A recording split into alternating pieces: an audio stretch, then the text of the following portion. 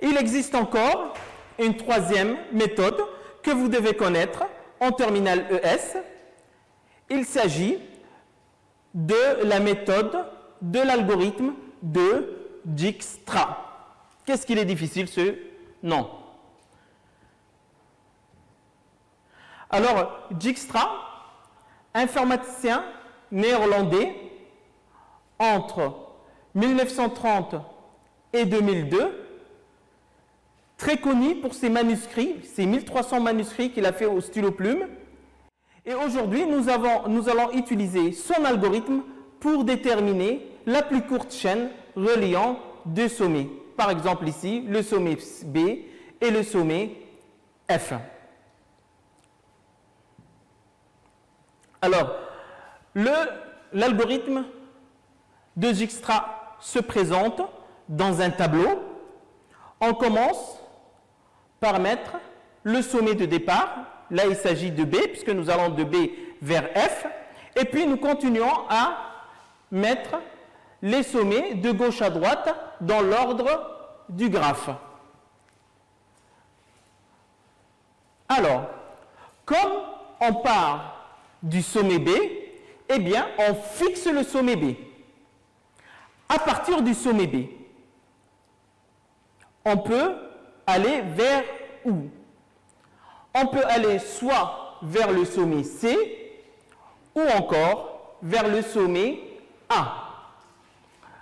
Donc, en allant vers le sommet C, il y a un poids de 8. Donc, dans cette case-là, la case C, on va mettre d'une part le poids et d'autre part le nom du sommet duquel on provient. Donc, on provient du sommet B et le poids est de 8. On provient du sommet B et le poids est 8. Maintenant, on va faire la même chose pour le sommet A. D'où est-ce qu'on provient? On provient toujours du sommet B et le poids, il est de 4. Donc, dans cette case-là, on met 4B. 4 pour le poids et B pour indiquer on provient de quel sommet. Alors, quel est le plus petit des deux? 8B ou 4B? La réponse, c'est que c'est 4B. Donc, 4B, on va fixer le sommet A cette fois-ci. À partir du sommet A, on peut aller où? On peut aller soit au sommet C, ou encore au sommet D, ou aller au sommet E. Pour aller au sommet C, il y a un poids de 3. Mais il ne faut pas oublier qu'il y avait déjà un poids de 4 et il faudrait cumuler. Donc, le poids pour aller à C, ça va faire 7. Et comme on provient de A, ça va faire 7A. Ensuite, on peut aller au sommet E. Pour aller au sommet E, il y a un poids de 12. Il ne faut pas oublier les 4. Donc, 12 plus 4, ça fait 16. Et comme on provient de A, ça fait 16A. Et maintenant, pour aller à D, il faut un poids de 14 auquel on rajoute les 4 et ça fait 14 plus 4, 18. Et comme on provient de A, ça fait 18A. Maintenant, on regarde 7A, 16A, 18A. C'est qui le plus petit? C'est 7A. Donc, on va fixer le sommet C. À partir du sommet C, on peut aller seulement au sommet E. Alors, il y a un poids de 13, mais n'oublions pas qu'il y avait déjà un cumul de 7. Donc, 7 plus 13, ça fait 20. Et comme on provient du sommet C, on met ici 20C. Alors, ça fait 20C. Nous remarquons que 16A est plus petit que le 20C. Le 20C est donc éliminé. À la place, on a 16A. Et à côté, il y a 18A. La même question se repose. Lequel est le plus petit? Est-ce que c'est 16A ou 18A? Eh bien, c'est 16A le plus petit. On fixera donc le sommet E. À partir du sommet E, où est-ce qu'on peut aller? Eh bien, à partir du sommet E, on ne peut aller qu'au sommet F avec un poids de 9.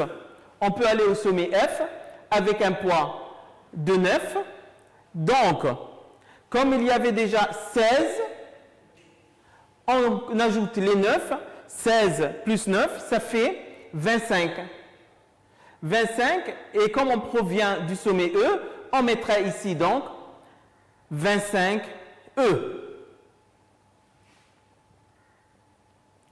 Alors, on a 25E et 18A. C'est qui le plus petit? C'est 18A. Donc, on fixe le sommet D. Le sommet D est fixé. À partir du sommet D, où est-ce qu'on peut aller? On peut aller au sommet F. Ce n'est pas la peine de revenir au sommet E, puisqu'on est déjà passé. On peut aller au sommet F. Et donc, pour aller au sommet F, il y a un poids de 15. Mais n'oublions pas qu'il y avait déjà 18. Et 18 plus 15, ça fait 33D. D pour dire qu'on provient du sommet D. Mais comme 33 est plus grand que 25, le 33 est éliminé et à la place, on garde le 25E. Maintenant, c'est fini, on est arrivé au sommet F. Là, on peut donner la chaîne la plus courte. Alors, c'est normal, on doit arriver à F. Donc oui, déjà, la longueur du chemin le plus court pour aller de B à F est 25. C'est le total du poids qui a été cumulé. Maintenant, c'est sûr qu'on arrive à F, puisqu'on voulait dès le départ aller de B vers F. Mais quand on arrive à F, on provient d'où? Eh bien, c'est écrit ici. On provient du sommet E. Le sommet E, quand on provient du sommet E, on vient d'où? Eh bien, on vient du sommet A.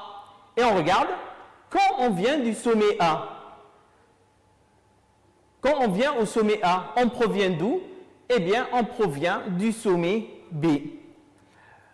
Donc, nous avons la plus courte chaîne qui relie le sommet B au sommet F en allant de B vers F.